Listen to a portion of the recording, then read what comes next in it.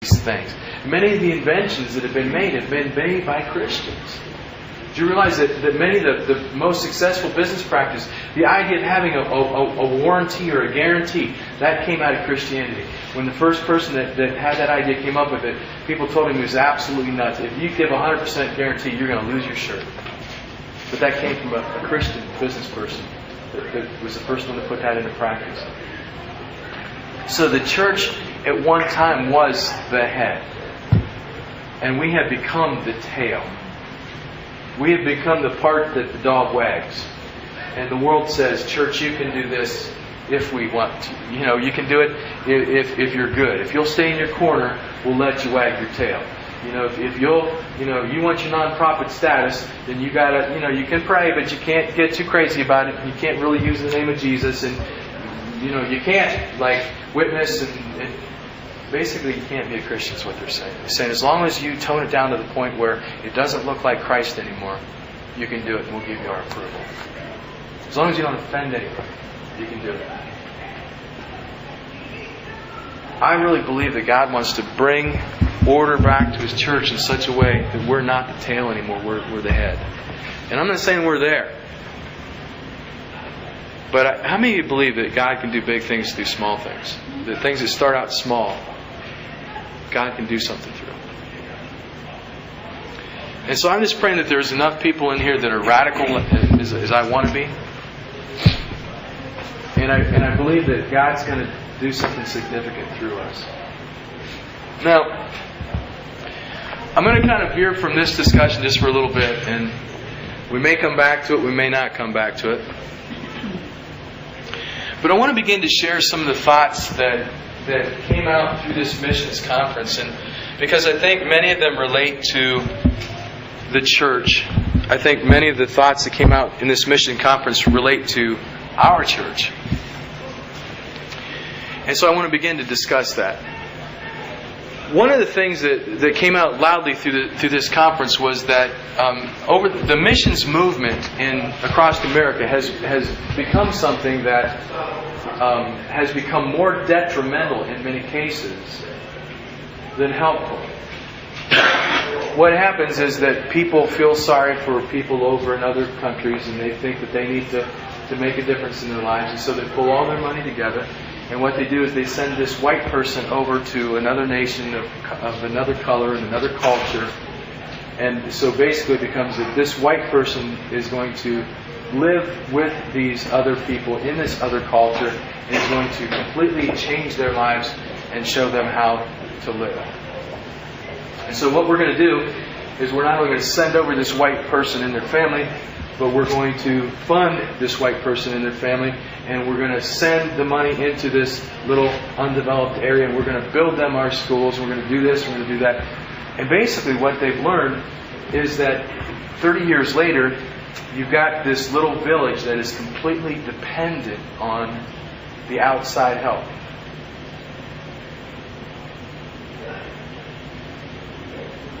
They haven't grown. They haven't multiplied. They need more money every month to continue. And if anything ever happens, that money's cut off, everything just dies. Because we have created dependency. Right?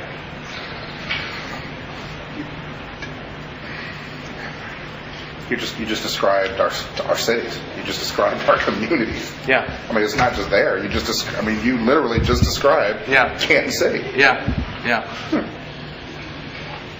And so what they're finding out, and I heard some really interesting statistics over the weekend that, for instance, let's just say in China, you guys have probably all heard the bamboo curtain. I didn't know a lot about it, but basically what happened is they came up and they put up this bamboo curtain, and basically what it meant was all of the Westerners were now not allowed to go back in and do the missionary work that they had been doing. And so there was immediate, these missionaries had gone in, and I think they said that they had, at this time they had like 100 converts from the efforts of what they had done. And then this bamboo curtain went up, and for a 5-year period, I think it was, I may be getting my numbers wrong, but no one was allowed to go back into the country. And so, of course, the American white people are biting their nails, and they're so afraid that these people are going to die on the vine and the church is going to be completely destroyed. And when they go back, they find out that this 100 people has multiplied into 10,000. And here's what happened. What they found out is when we were put into a position where we couldn't do everything for them, that they began to arise and do things for themselves. That they raised up the pastors, that they began to raise up the support that they needed to build the schools and the different things, that they began to train their people. How many of you have ever heard the saying that necessity is the mother of invention? Okay. Now, I've tried to build a church that's not dependent on me, but I haven't tried hard enough. I'm proud of our church in a lot of respects because I don't feel like I have to. I don't feel like I get a phone call every time somebody's sick. I mean, in fact, Pam's praying this morning. Mark Salmons is going to be going in for surgery. I'm going, I didn't know that. And a lot of times people don't even tell me. You know, I don't know exactly how to feel about that, but it does feel good knowing that people don't feel like I have to be the one to pray for them all the time. It feels good knowing that people can pray for themselves. I think we've done some things right. But what I want to do in the next few months, I know that, and I want to do this for several reasons. One of the reasons that I want to do is because I really feel like it's best for you. But I also feel like it's best for our mission. And what I want to do is begin to transition more and more and more into a church where every member is playing some kind of a role. You know, it may be the guy that's there throughout the week building the physical building. It may be the person that's behind the scenes doing stuff that doesn't always get, the person that doesn't want to be up front. I want to help people find the place where they fit. But what I want to do is I honestly want to build a church that if I had to, I could be away for a couple months and come back and find out the church was healthier when I came back than when I left. And I really believe that that's possible to do that. And so I'm going to be asking some people to start stepping up to the plate. I asked Jared this morning. I want Jared to put together a worship team for our church. I'm going to be asking some people to start stepping up into teachers' capacities. I'm going to be asking some people to start taking on more of a pastoral role. I want to make it so. The truth is, this is the honest truth. I know that most of you, if you needed help in the hospital, would rather call Laura or Robin than me. I know that, and I'm going, that's cool. They do a better job of it than I do. So we need to start turning over some of the pastoral responsibilities to other people. What I want to do is I want to be the overseer of the whole thing, and I want to be the guy that knows how to step in and give those directional words from time to time. But I want to build something that's going to thrive with me and thrive without me. Does that sound good to everybody? That sound, baby?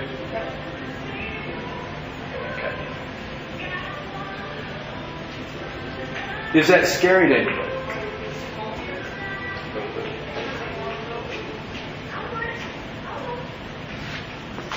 What we won't do is throw you in the deep end of the pool. I know my mom paid for me to have swimming lessons when I was young, and my very first lesson was at the YMCA. Now, keep in mind, I had never swam before. I'd been in the bathtub. That was about it. And I go to this Y lesson, and they put us on the deep end of the pool. And they throw a hockey puck down to the bottom of it, and they tell us to jump in and get it. I don't know how to swim. I don't know if she enrolled me in the wrong class or what, but I'm telling you, I don't know, where the wires got crossed here, but I'm telling you what, I was traumatized. And she pulls me out of that class. I'm like hyperventilating. I freaked out. And I think I jumped in the pool. They might have even pushed me in the pool. I'm like, I'm rattling, And it wasn't a happy experience. what then Mom did later on is she took me down to the city pool, and she paid for me to have lessons. And these people were really good. They gave us these styrofoam boards, and they said, you hang on to the board, and you kick, and you learn to glide, and we're going to be with you. And pretty soon they let go of you, and they let you kick and go. And that was cool with me. That was not that scary of a process because they staged it out in such a way that it stretched me, but it didn't terrify me. That's what I want to do here. I don't even know why I'm saying this. I don't even know if there's anything prophetic in this or not. But you could be a men's leader.